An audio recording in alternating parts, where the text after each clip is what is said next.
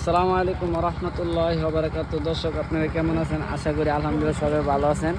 তো আজকে মাহফিলে আছি আপনার হালুয়াঘাট বাদশা বাজার।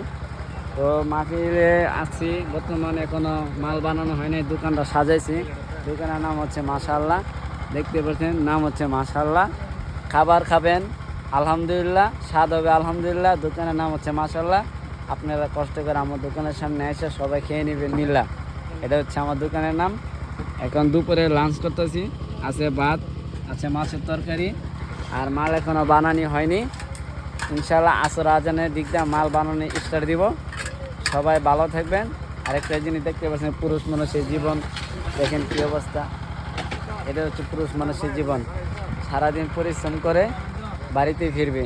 আর বাড়ি হলেই যদি একটু অশান্তির কারণ থাকে, তাহলে বুঝতে পারেন মনের ভিতরে কী আঘাত লাগে।